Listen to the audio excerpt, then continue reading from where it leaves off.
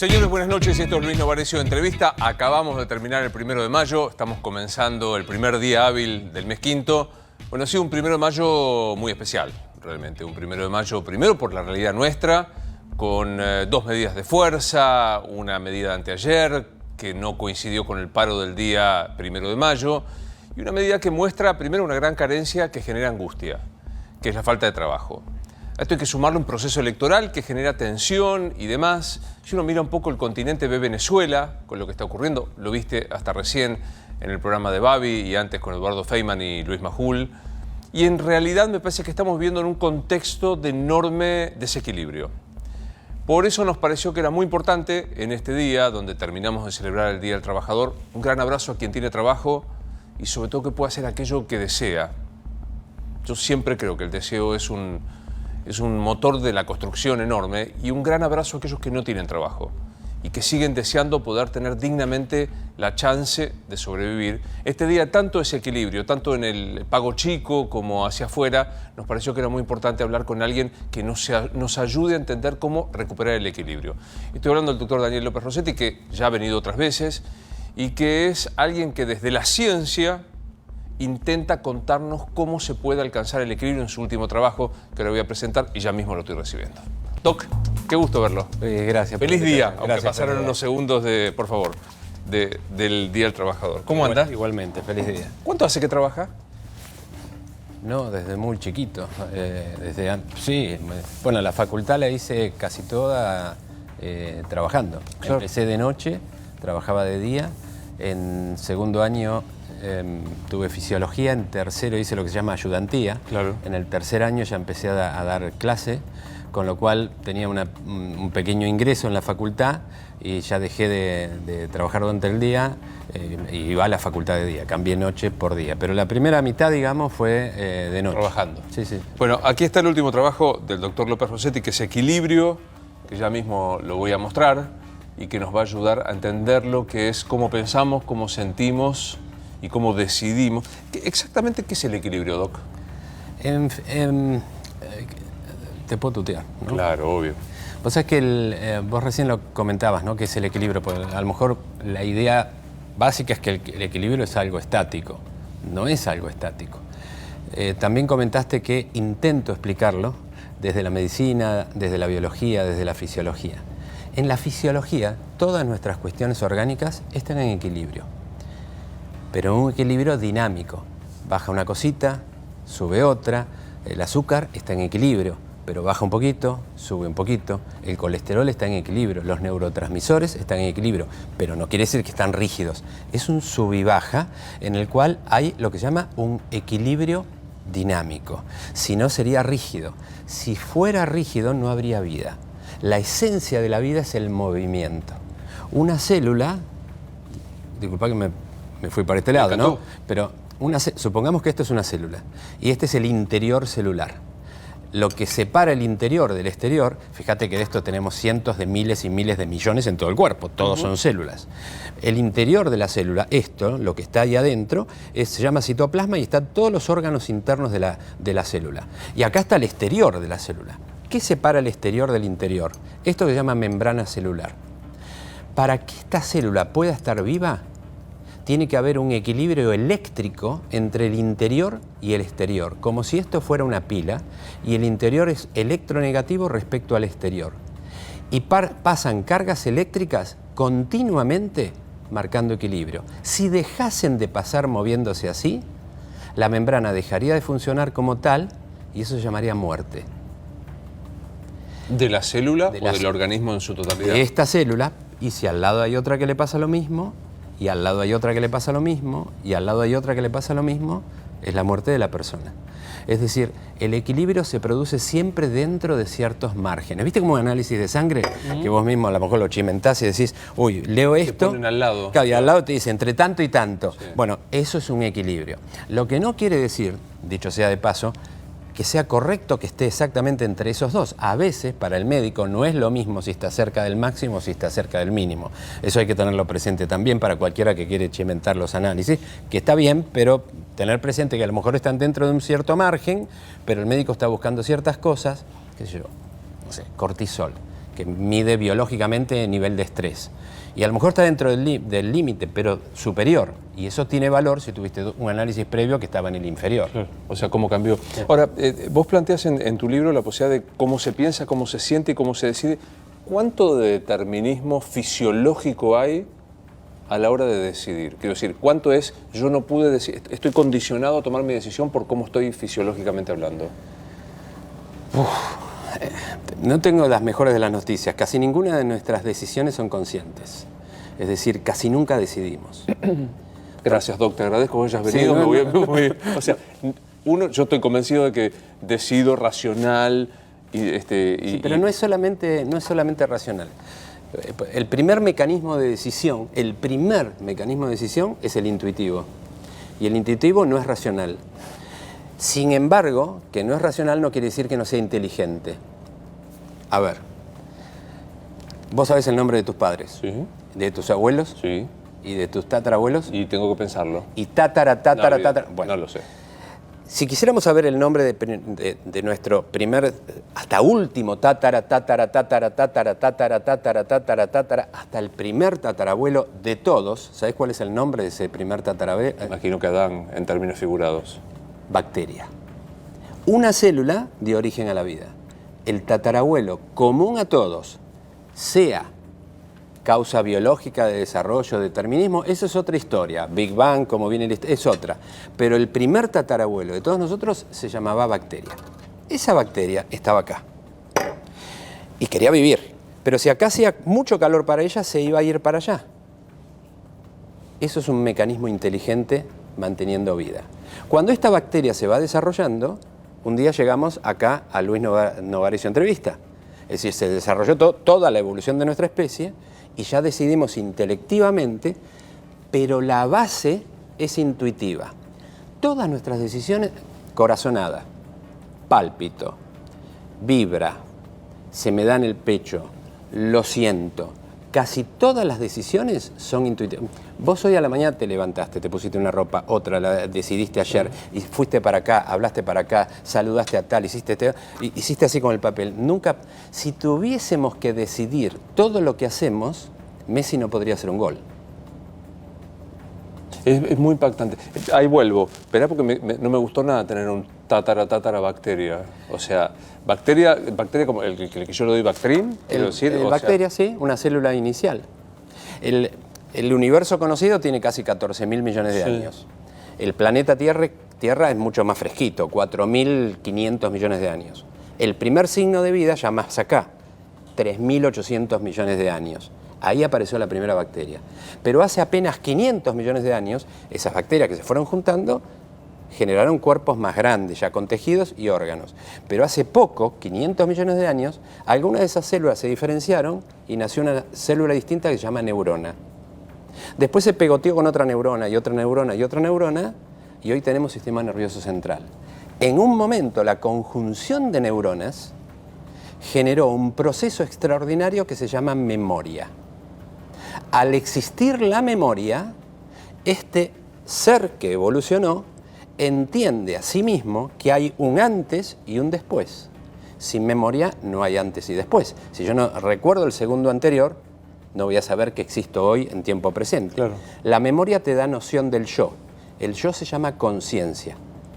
Y la persona que sabe que está consciente, y cuando digo persona digo ser humano, se llama metacognición. Cognición es conocer, pero los animales también conocen. Metacognición es que sabemos que sabemos. El ser humano sabe que sabe. No el animal. El animal no tiene acceso libre a la memoria. Un perro sabe que es él. Un gato sabe que es él. Los animales saben que son ellos mismos. Tienen noción de sí, se relacionan. Lo que posiblemente no tengan es el acceso electivo a la memoria. Esto es, me acuerdo, imagínate que un perro diga, me acuerdo cuando era chiquito, que teníamos 3 hermanitos más que estábamos con mi mamá. Eso no, aparentemente eso no sucede. Pero el animal sí tiene memoria. O sea, y tiene memoria, por eso se relaciona con vos. Claro. Por eso te entendés. ¿Viste cuando ves un perro y te lo mira y tiene mirada? Y tiene mirada y tiene vergüenza. Si lo retás, baja las orejas. Darwin quizás fue uno de los primeros psicobiólogos no reconocidos como tal. Cuando él hace el libro que conocemos todos, que es el de la evolución de la especie, pero 12 años después de ese hace otro libro que se llama La emoción en el hombre y en los animales. Él ya ahí escribía cuestiones que tenían que ver con la transmisión emocional, pero no solamente en el ser humano, sino en los animales. Y también hay comunicación interespecie, por eso nos entendemos con nuestras mascotas. Es impactante entrevistarte porque de cada cosa que dices, todo me interesa, o sea, todo tendría que repreguntar. Pero primero quiero decirte algo que a lo mejor es una torpeza seguro que no. De mi ignorancia.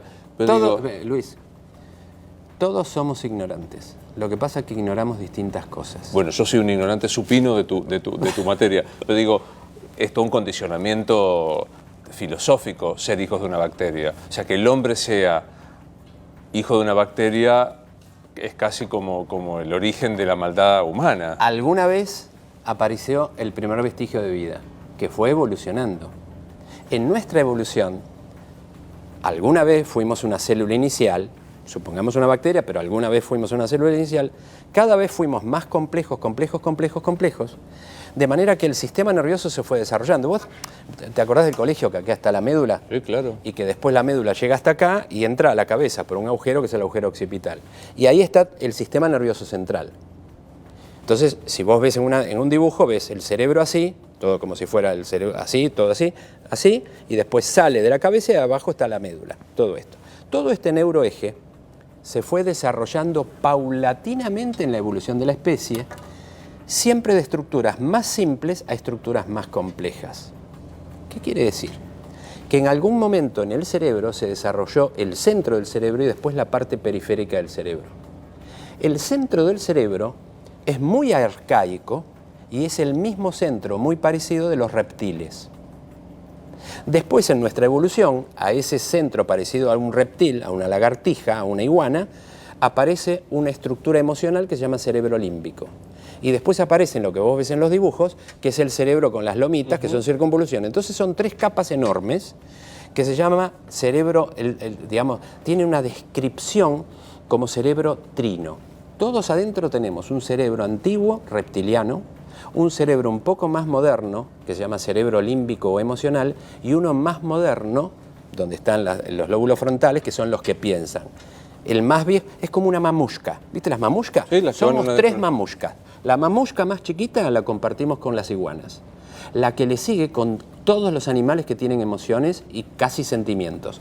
Y el telencéfalo, que son esas cosas que dan vuelta, la compartimos, aunque parezca mentira, vos y yo, con Einstein, que escribió energía igual masa por velocidad de la luz al cuadrado. Mirá lo que dijo el pibe, ¿no? Y nosotros acá. Y nosotros acá haciendo esto. Pero, Doc, te hago esta pregunta. Vos dijiste, casi todas las decisiones son intuitivas. Sí, pero casi todas son 99,99. 99,9. Todas. Incluso tomás decisiones, actuás, ya empezás a mover los músculos y después te enterás lo que decidiste. Te pongo un ejemplo concreto. Me enamoro y me divorcio. ¿Es intuitivo? Elegiste un tema difícil, el amor. Pero digo, claro, digamos, porque tendría lógica el amor a primera vista y no tendría lógico me divorcio porque hice un análisis y es incompatible. Por definición, amor y lógica no van de la mano. Hay un dicho que dice, el amor es un desorden mental. Y encontrar a otro con el mismo desorden no tiene precio. Sí, llave cerradora la pegaste. ¿Por qué? Porque el cerebro tiene 2 áreas, por decirlo así. La que piensa, no es así, lo que digo, está todo mezclado. Sí. Pero evidentemente hay un área que tiene más que ver con lo lógico, matemático, secuencial, racional, lo decisorio. Y la otra es la emoción. Vos no te enamorás porque lo decidiste. Te cuento una anécdota. Darwin era un fenómeno, un tipo, realmente la vida de Darwin fue maravillosa. Es para hablar Darwin. O sea que se enfermó, yo creo que Darwin murió de enfermedad de Chagas. Se enfermó acá, en Mendoza. Hoy hay tanto Chagas como en la época de Darwin. Sí, es una enfermedad silenciosa, porque no da síntomas, hasta mucho después, hasta que a lo mejor es un poco tarde, y silenciada porque no se habla. Bueno, ¿por qué Darwin? Darwin pensaba que daba miedo, era muy racional. Y un día dijo, ¿me caso o no me caso? Y agarró un papel, está escrito, puño y letra de él, ¿me caso o no me caso? Como buen científico puso todas las desventajas de casarse y todas las ventajas de no casarse. Y lo podés leer, se puede dedicar a la ciencia, tiene tiempo, puede hacer lo que quiere, un montón de... Con lo cual concluyó que no se debía casar. A los 3 meses se enamoró y se casó. Cabal demostración de que la racionalidad fue atropellada por la intuición o por no sé qué. Por el amor, porque es más viejo. Pero entonces digo... El amor es una cosa es una emoción y otra cosa es un sentimiento. Los sentimientos son vivencias básicas como miedo, ira, alegría, tristeza, asco, sorpresa. Esas 6 emociones tienen un rostro. Son parte de un programa biológico, como recién te comentaba, que veníamos evolucionando. De hecho, cada una de esas emociones, miedo, ira, alegría, tristeza, asco, sorpresa, tiene un rostro. Hay rostro de miedo, de ira, de alegría. Un ciego de nacimiento pone cara de miedo o cara de alegría cuando siente miedo o alegría y nunca la vio, no es aprendida. Los sentimientos son otra cosa. Son una conjunción de emociones mezcladas con parte de pensamiento. Amor, culpa, vergüenza, odio, fe, orgullo, esos son sentimientos. En esa evolución, que no te gustó tanto, de la primera célula hasta acá, cuando empezamos a hacer de caminar en 4 patas, la emoción más antigua era el miedo. Sin miedo nos comía un tigre, un predador. Entonces la emoción biológicamente más antigua es el miedo. Cuando nos pusimos de pie, la relación sexual entre macho y hembra, porque antes, ¿qué hacía? Esta era la hembra, el macho la tomaba por detrás, tenía sexo y se iba corriendo y ahí terminaba. Pero cuando nos pusimos de pie, cambió la biología. La cadera de la mujer cambió, la biología cambió, el ciclo sexual cambió y nuestras crías empezaron a nacer inmaduras cerebralmente, como hoy. Con lo cual, se morían. ¿Quiénes no morían? ¿Qué crías no morían? Porque como hoy empezaban a nacer inmaduras, nuestro cerebro termina a madurar a los 20 y pico de años. Hoy un bebé no lo pueden largar a la calle, se muere, no puede ni comer. ¿Quiénes eran, selección de las especies, Darwin, quiénes eran las parejas cuyas crías sobrevivían? Las que la naturaleza seleccionó, ya no la primera emoción que fue el miedo, sino el primer sentimiento. ¿Y cuál fue? El que vos tocaste, el amor. Porque el amor determinó que macho y hembra, llámale amor, llámale apego, oxitocina, conveniencia de herencia, lo que vos quieras, pero al estar juntos se cuidaron los dos. El macho hizo su trabajo, la hembra el suyo, los dos estaban juntos y la cría se vio beneficiada. Entonces las modificaciones, viste que es la teoría de la evolución lo que dice es que cuando aparece una ventaja evolutiva, tienes descendencia. Bueno, entonces la primera emoción es el miedo, pero el primer sentimiento es el amor. Y eso determina toda nuestra vida, porque todo tiene que ver con el amor, el apego, el deseo, pero ¿por qué? Porque es ancestral. Las funciones intelectivas más finas son recientes en la evolución de nuestra especie, están muy lejos de la bacteria y muy cerca de Luis Novarecio Entrevista en tiempo. Y obviamente, ¿viste ET? Que aparece ET que tiene una cabeza enorme. ¿Por qué? Porque en la imaginación de quien escribió ET, y podría ser, al seguir evolucionando la cabeza se va agrandando más y nuevas células y nuevos circuitos cerebrales determinan nuevas funciones cerebrales. Y así es como se va avanzando en la evolución de la especie. Ahora, tengo una pregunta. Si el 99,9% de mis decisiones son intuitivas y no racionales, si yo mato, ¿no podría decir no lo decidí? ¿Fue un acto intuitivo?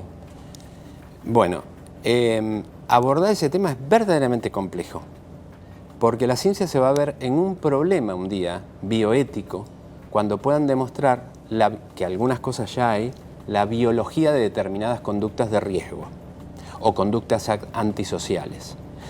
Lo que preguntás es, yo siento que la ciencia es como un barco que avanza en el agua, cuya quilla, la parte de adelante y que abre el agua, está hecha de una mezcla, si fuera de madera, de una mezcla de madera entre ciencia y filosofía.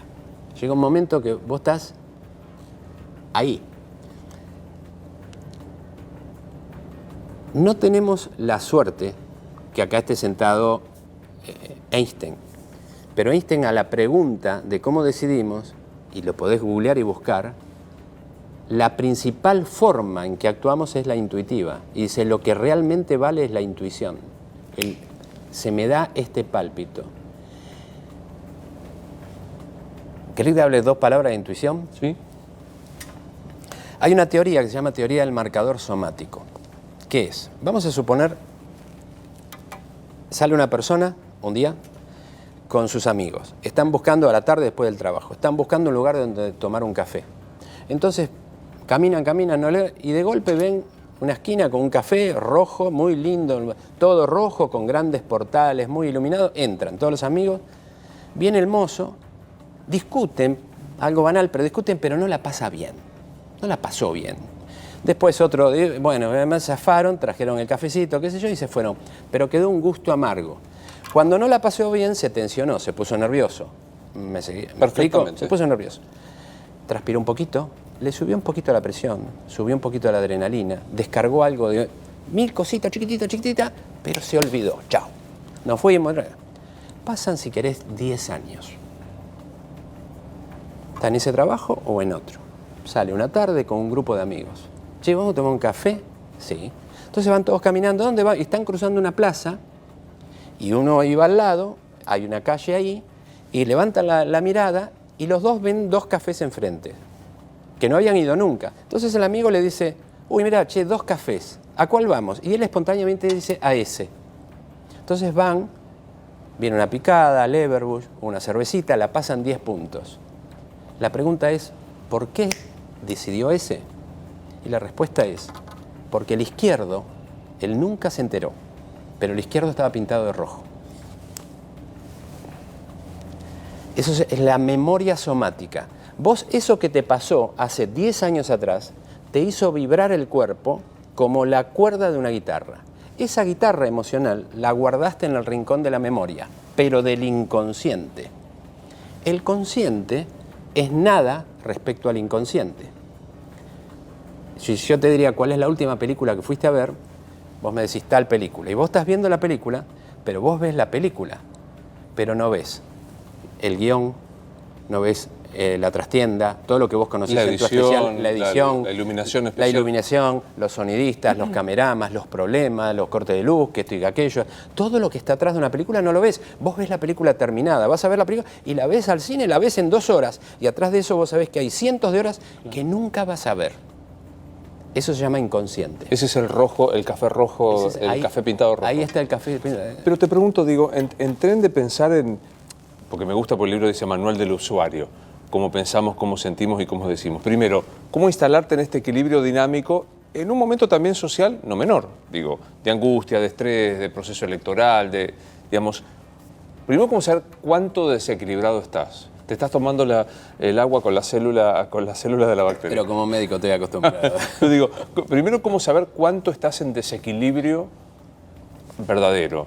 ¿Hay alguna medición, hay algún termómetro de desequilibrio? Y luego, ¿cuál es la base para tomar estas mejores decisiones? Lo habitual, la pregunta es muy fuerte, porque vos lo que estás diciendo, ¿cuándo te das cuenta que estás bien? Sí. Cuando te sentís bien. La respuesta es muy fácil, ¿eh? No hay que intelectualizar nada. Si te sentís bien, estás bien. Digo, emocionalmente, afectivamente, ¿te sentís bien? Te levantaste bien, trabajaste bien, saludaste a todos. ¿Te sentís bien? Estás bien. No te sentís bien, y eso pasa sostenido en el tiempo, no estás bien. No es poca cosa percibir los mensajes. Claro, percibir los mensajes del cuerpo, que en general son mensajes emocionales. Es qué sentís, por qué lo sentís, es etiquetar las emociones. Lo que se desarrolló ya casi a principios del siglo pasado, que se llamaba inteligencia social, era un tal Torque, un psicólogo americano, después tuvo toda una evolución hasta que en los 90 Peter Salovey y John Mayer, 2 psicólogos americanos, desarrollaron el término inteligencia emocional, que después lo hizo muy popular Daniel Goleman. De ahí un montón aprendimos de lo que es inteligencia emocional, que es provocativo, porque parece que la inteligencia es una cosa y la emoción es otra. Pero inteligencia emocional es algo integrado, que tiene 3 áreas. Vos, yo, quienes nos están mirando, Todo esto lo hacen intuitivamente o espontáneamente, nunca lo aprendimos. Sería bueno aprenderlo. Percepción emocional, comprensión emocional y regulación emocional. Percepción es etiquetar, es decir, ¿qué siento? Que no es tan fácil. ¿Qué siento en este momento? ¿Por qué no es tan fácil? Primero porque es difícil tener una emoción y un sentimiento puro o aislado, excepto en un ataque de pánico que es terrorífico. Que es indudable, que lo ha pasado. Exacto. Pero normalmente durante el día tenés una licuadora de sentimientos y emociones. Estoy angustiado, estoy medio triste, estoy medio preocupado. Ahora me agarró un bajón y después... Sí. Percepción. Percibir es, si no percibís, no sabés leer la realidad emocional, ni tuya, ni la del otro. Quien no percibe o percibe poco, metafóricamente es un analfabeto emocional.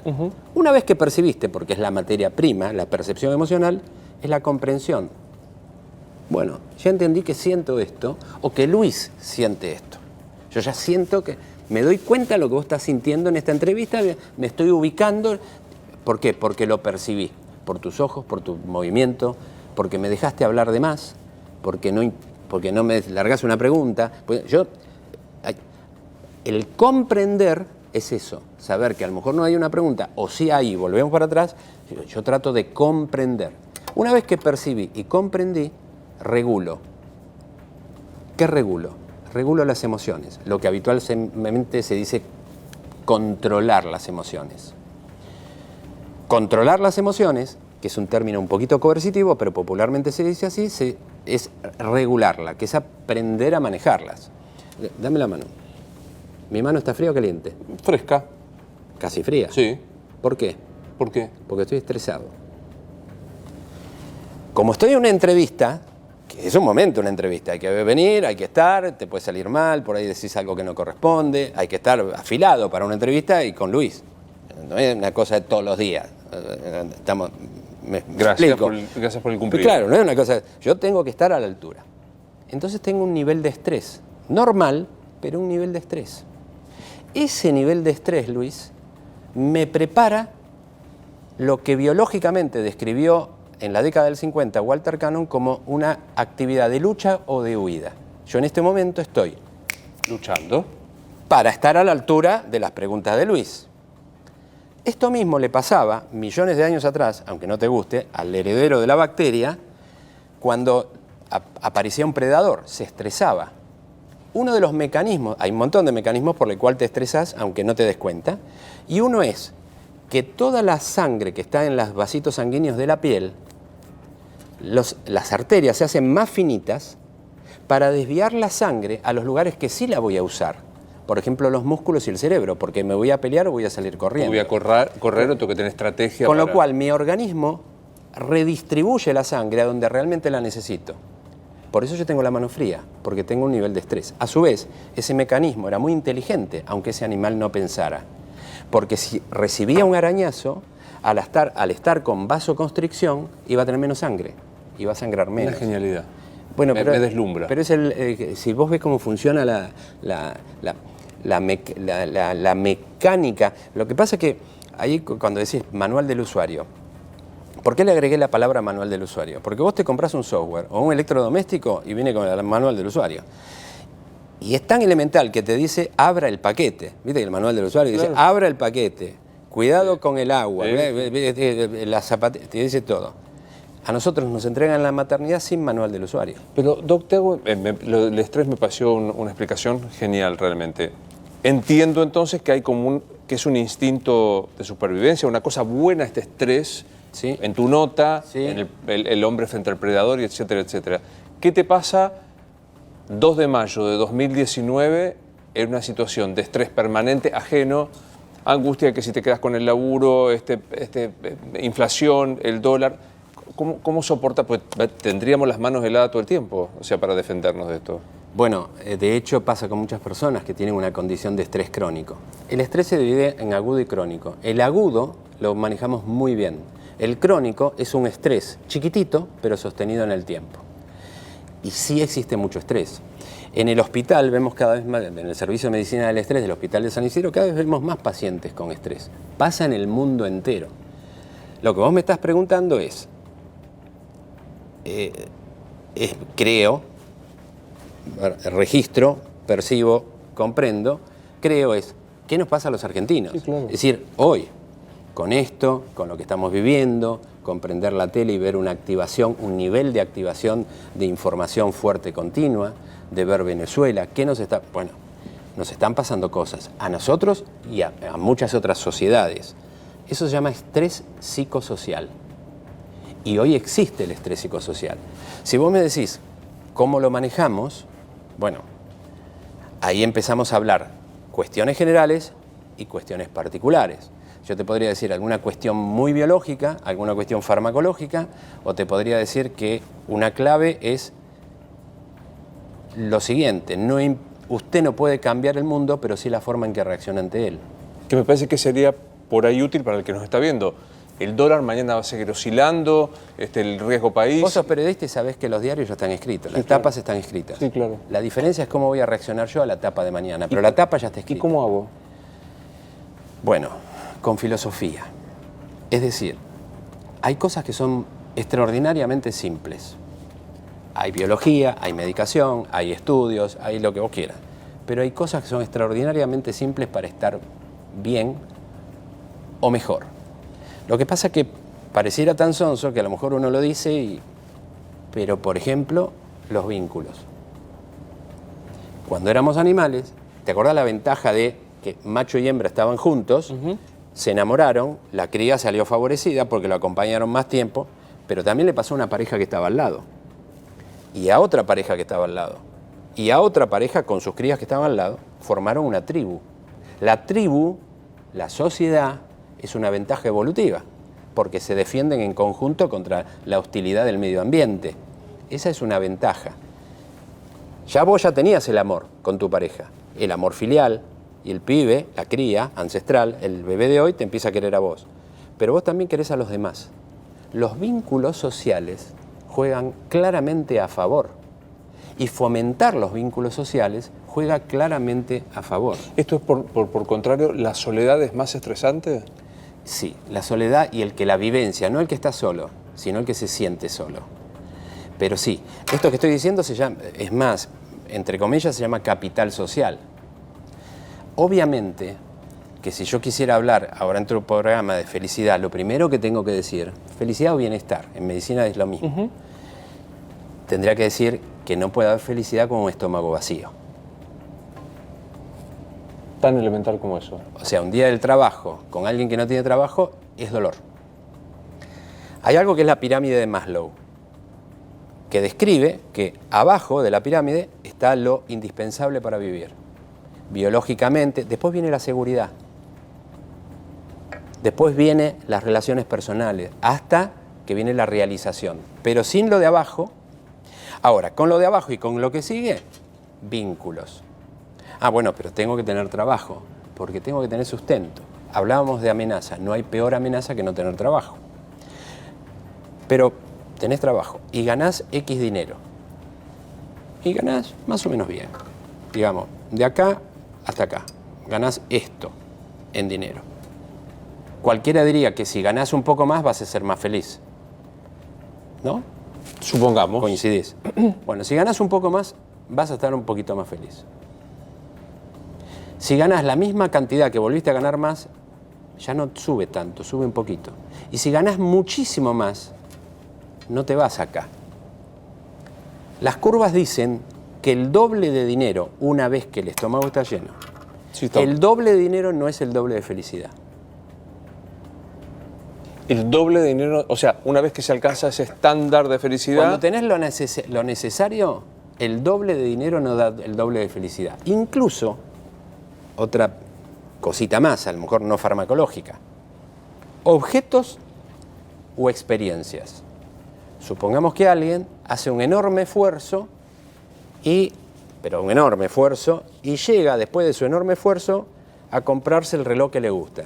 Un reloj de cuerda del 50, ¿no? Pero suponete que fuera un reloj caro y que a lo mejor le costó $1000, no sé, que le costó llegar al objeto del deseo, es un objeto. ¿Le va a dar felicidad? En principio alegría. También hace a un trasfondo de felicidad. Pero en principio alegría. Pero está bien, está buenísimo. Hoy gastó $1000.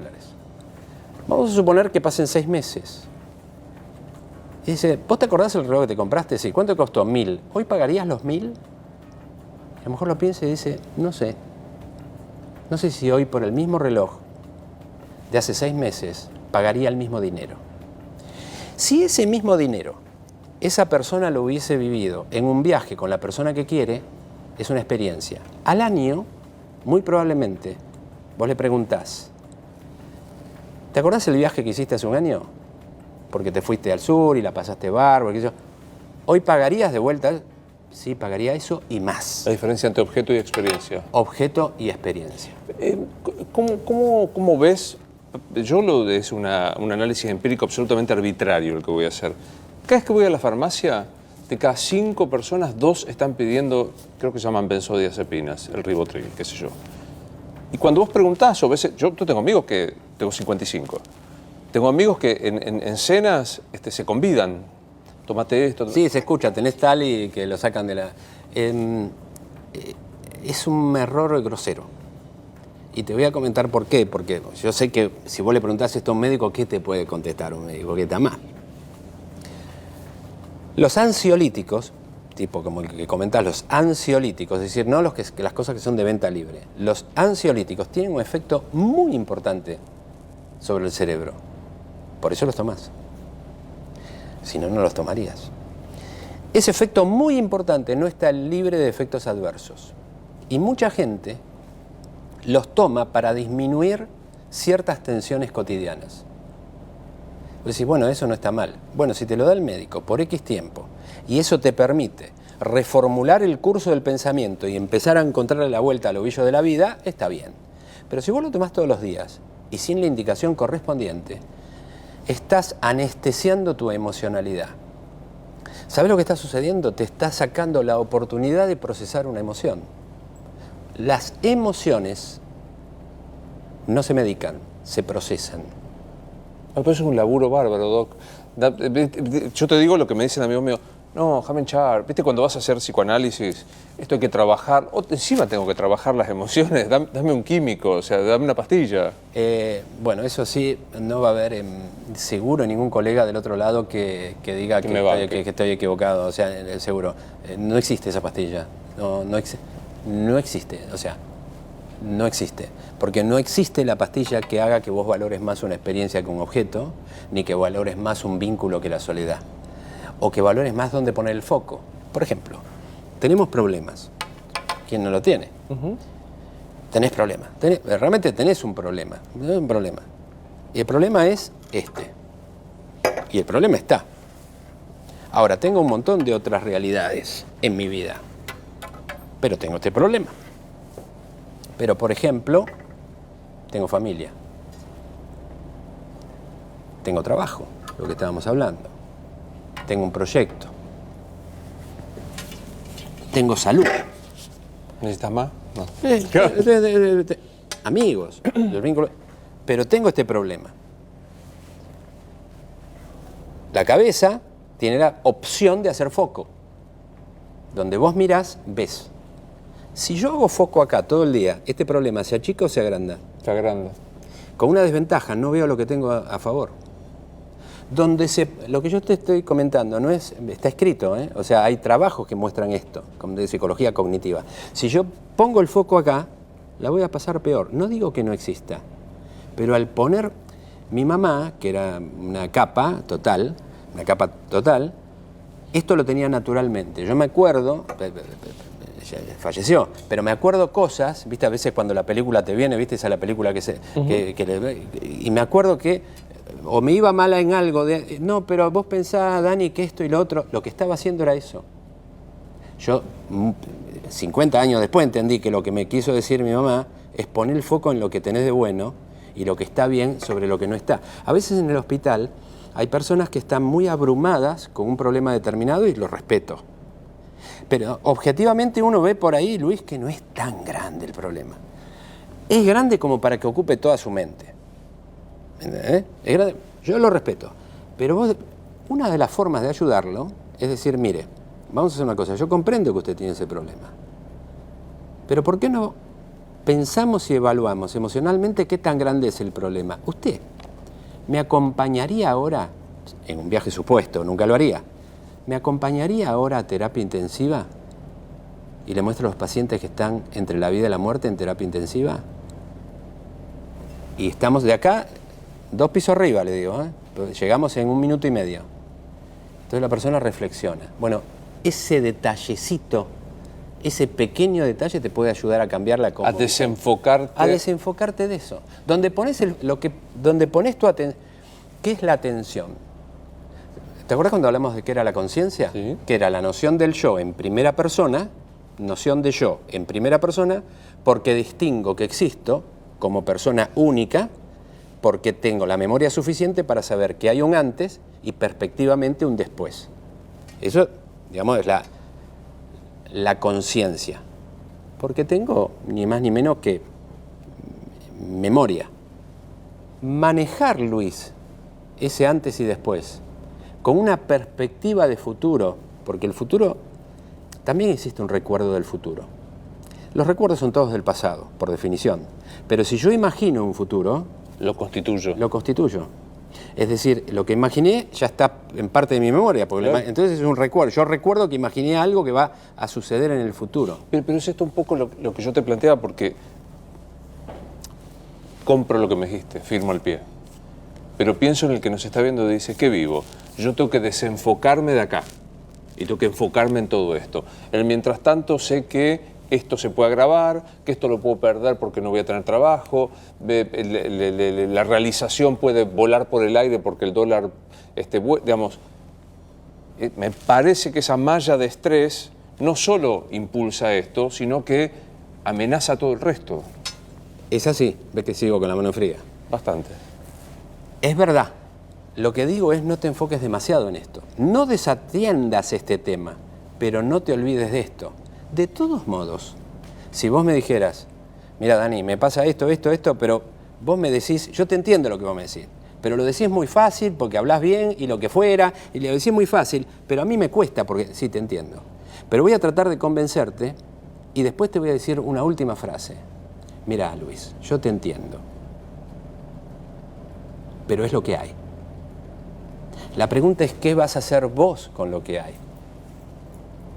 También sobre la base, que dije en la pirámide de Maslow, con estómago vacío no hay bienestar. Estamos hablando de una resolución básica, digamos, pues, con aquello otro todo esto se transforma en pura palabra, ¿no? La emocionalidad de la grieta no juega a favor. ¿De vuelta? La emocionalidad de la grieta no juega a favor. Si dijimos que hace millones de años nos constituimos, nace la familia, porque nace el apego entre macho y hembra para poder darle sustento vital a la cría que nace inmadura, y dijimos que se une a otra pareja que está al lado, a otra, y se forma una tribu, empiezan a haber vínculos sociales. Los vínculos sociales que comentábamos antes se llaman capital social, capital afectivo. Eso, y dijimos en su momento, hace unos instantes, que eso determinaba que ese grupo social tenga una ventaja evolutiva para defenderse de un entorno hostil. Una ruptura emocional ahí adentro te juega claramente en contra. Sí, claro. Claramente. O sea, si rompes este vínculo que te ayuda de vuelta como malla para protegerte... Y sí, porque ya no es Eso es la grieta. Porque ya no es una tribu, son dos. Ahora digo, a lo mejor es una percepción equivocada, pero yo siento que hay un nivel de violencia, en nuestro trabajo especialmente, por lo que yo hago, hay un nivel de violencia verbal, las redes tienen un nivel de violencia verbal que son la destrucción de ese vínculo que vos mencionabas. Digo, yo siento que después de la violencia verbal lo que viene es la violencia física. Digamos, ¿cómo lo vivís a eso? No, claramente, hay trabajos internacionales que muestran eso. Yo no sé si alguna vez te comenté que estudiaron los tweets en Estados Unidos. Estudiaron por Big Data cerca de 150 millones de tweets en todo el noroeste de Estados Unidos. Violencia verbal, estabas hablando.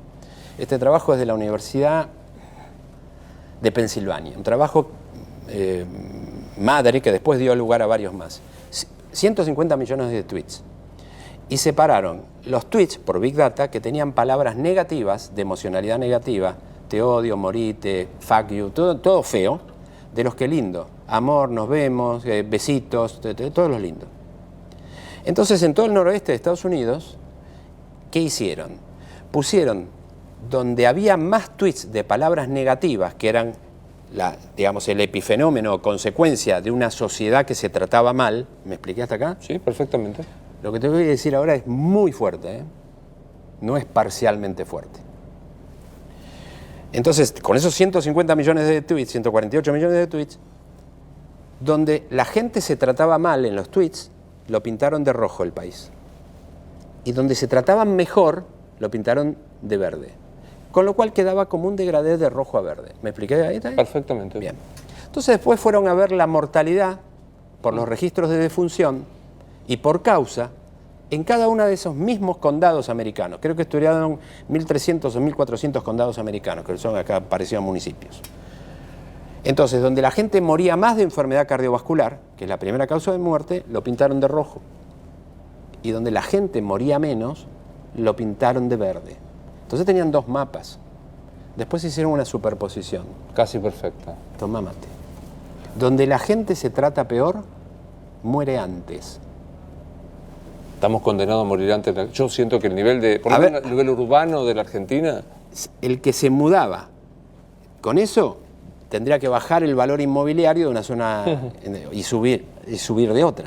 O sea, eso es lo que se llama estrés psicosocial. De eso no hay ninguna duda. Hoy se mide el bienestar. Un estudio, Inglaterra está muy adelantado en salud pública y tiene un estudio muy importante sobre bienestar, de los más grandes del mundo, que se llama Whitehall 2, y en ese estudio se mide el nivel de bienestar, con respuestas tan claras a cosas muy simples, a preguntas muy simples, si uno cree que en los próximos 5 o 10 años, porque una pregunta, ¿usted cree, pero cuando vos decís pregunta, que vos decís qué pregunta pava, ¿cree usted que en los próximos 5 a 10 años usted va a tener más experiencias positivas o negativas? El que te dice positivas es muy distinto al que te dice negativas, pero abismalmente negativas. O sea, muy diferente. La pregunta es, ¿qué supone usted que en los próximos 5 años a 10 años va a tener predominantemente emociones positivas o experiencias positivas o negativas? El que te dice negativas tiene tendencia a la tristeza, a la melancolía y a la depresión. No es lo mismo. Con esa pregunta sola. El estrés psicosocial. Estrés psicosocial, es un área del estrés, sí. ¿Está condicionado de abajo hacia arriba o de arriba hacia abajo? Quiero decir, que quienes toman decisiones imponen un clima de estrés psicosocial o expresan lo que pasa desde abajo. ¿Se entiende lo que pregunto? Sí, perfectamente. Es una conjunción, es una dinámica social, es un interjuego. Evidentemente es un interjuego. Ahí ya uno se mete en cuestiones que tienen que ver con la emocionalidad y la política a nivel nacional y a nivel internacional. Y ahí sí las emociones juegan muy fuertemente. Vos fíjate que el que tiene una ideología política raramente la va a cambiar. De los que están seguros, el que tiene una ideología que no ha votado distintas cosas, es como el hincha de Racing, va a ser siempre... Nadie cambia de equipo de fútbol. Bueno, y es probable que en los distintos sectores políticos hay un sector duro, como ustedes llaman los periodistas, un sector duro, ahora que las encuestas, ese sector no va a cambiar. Bien parcelado, digo, acá nosotros decimos, hay un sector duro macrista, un sector duro kirchnerista y un entremedio que está viendo. No va a cambiar. Eso está medido, eso no va a cambiar. Y tiene que ver con la emocionalidad. No digo que esté mal ni bien, es una función psicobiológica que tiene que ver casi como con lo del amor que te decía antes. Es algo que traemos, es tribal. ¿Qué ves en el hospital? Digo, como consecuencia del estrés psicosocial, de tu experiencia. ¿Qué ves? ¿Qué llega? ¿Qué tipo de paciente llega? Nosotros abrimos el servicio de medicina del estrés en un hospital público, en el Hospital de San Isidro, y tenemos ya el 6º año, estamos en el 6º año.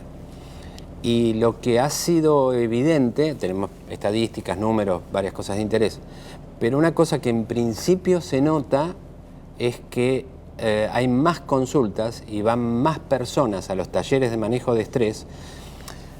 La palabra estrés, si en toda esta charla no usásemos la palabra estrés, el sinónimo es sufrimiento, es pasarla mal. Lo que hemos notado es que hay más jóvenes. O sea, ha bajado el pico, el nivel etario, la edad, es cada vez gente más joven. No puedo decir, creo que es por dos cosas. Una, por el estrés psicosocial extendido. Se ve en la calle, son todos petardos de mecha corta, uno se roza con otra y pasa un desastre. Esto es muy claro. El otro es que la gente, esa es una, está más informada. Entonces percibe cosas y busca solucionarlas. Entonces consulta antes. ¿Qué es lo que pasa en cualquier patología? Y cuanto antes consultes, mejor. Cuando vos recién me dijiste, porque yo percibí lo que vos me dijiste, percibir, comprender, regular. Porque yo le dije muy fácil, sacá el foco de acá, en el fondo me lo decía mi mamá, pero yo sé hoy que es así. Entonces, recomendar esto es una herramienta potente. O sea, ese tipo de herramientas son claramente más útiles porque te permite a vos procesar una emocionalidad que un ansiolítico. ¿Hay algún ejercicio, psicoanálisis, yoga, Feldenkrais? Digo Feldenkrais porque hoy el queridísimo Braulio me hablaba de eso, casi como milagroso. Digo, ¿hay alguna herramienta para que yo desenfoque de lo negativo? Hay varias. En principio, cualquiera que a vos te resulte. Es decir, el médico debe ser muy respetuoso porque hay gente que hace determinadas cosas que a lo mejor no están muy de acorde con la medicina, pero le sirven. Entonces si viene una persona que hace la parabólica y se siente bien, yo le digo, hago diagnóstico y la medicación y siga con la parabólica. Si vienen 10 pacientes más que hacen la parabólica, al 11 se la receto. O sea, porque me doy cuenta que funciona. Entonces, eso, pero cualquier cosa que vos trates de hacer con intencionalidad. ¿Te acordás cuando decíamos el antes, el durante, el después? Sí. La conciencia, que es ver el presente. La atención es un proceso mental. ¿Viste cuando alguien dice, presta atención? No es moco de pavo la palabra atención. Atención es poner intencionalmente y motivacionalmente tus procesos psíquicos en un objeto focal. Prestar atención. Vos fíjate, ninguno de los que nos esté viendo o nosotros está pensando en una cosa distinta que esta en este momento. Por sorprendente que seamos, no somos capaces de tener dos pensamientos disímiles al mismo tiempo. Podemos alternar un poquito con uno u otro, pero vos en ningún momento te acordás de tu casa materna en esta conversación, excepto cuando dije casa materna. Claro. Pero no estaba ahí. Viene al presente porque era lo que decíamos, acceso a la memoria. El poner atención y tener un proyecto o poner enfoque en lo que vos querés regular es el primer paso para empezar a cambiarlo. Es decir, tenés que tener la intención de hacerlo. Esto tiene que ver con la inteligencia emocional, que algunos la tienen más naturalmente y otros la tienen menos. Claro. Bueno, primero quiero recomendar el libro de Daniel López Rossetti, que es Cómo pensamos, cómo sentimos, cómo decidimos, que acaba de salir y que es un éxito por suerte, con prólogo del amigazo Jorge Fernández Díaz, que es un tipo... Bueno, Jorge Fernández Díaz tiene escrito su penúltimo libro sobre amores, y algunos amores bastante difíciles. Y vuelvo al comienzo, porque me quedé con lo de Darwin. ¿Era Darwin el que hizo la lista? Darwin. Los pros y los contras. Darwin. Y dijo, no me caso porque no me conviene, y a los 3 meses se enamoró. ¿Por qué me enamoro de quien me enamoró y no me enamoro de otro? Bueno, primero porque se da en tiempo y espacio, porque la realidad es que la existencia prefijada de la otra media naranja no es cierto. Somos 7.500 millones de habitantes, no puede ser que vos enganches justo de los 7.500, justo el que está. O sea, hay una cuestión de sumatoria de atractivos físicos, de cuestiones biológicas. Es tan interesante porque, por ejemplo, cuando la piel y la transpiración es muy distinta, es más probable que haya atracción. Porque marca cuestiones genéticas diferentes. Y la naturaleza busca que macho y hembra tengan códigos genéticos distintos. Vos viste que, por ejemplo, cuando hay relaciones sexuales entre grupos familiares cerrados, o qué sé yo, la dinastía egipcia, había mucha más enfermedad. ¿Por qué? Porque hay genes, hay un gen que produce una enfermedad en un hombre. Pero solamente se manifiesta si se encuentra con otro gen. Si se encuentra con otra mujer que tiene el mismo gen, al tener relaciones sexuales se juntan los genes y produce la enfermedad en el hijo. Y esto pasa cuando son comunidades chicas, porque para que esta mujer tenga el mismo gen que este, es porque es una comunidad cerrada. Cuanto más diferente es incluso el sabor de los labios, la saliva, cuanto más diferente es, mejor es en términos de eso. Hay menos posibilidad de homogeneidad, de parecido genético. Y la naturaleza busca, en realidad, aceptar el pensamiento del otro. Y esto me hace pensar en esto, porque lo más grande que hay es estar abierto al pensamiento del otro. Vos no podés jugar a ajedrez con alguien que piensa igual que vos. No habría ajedrez.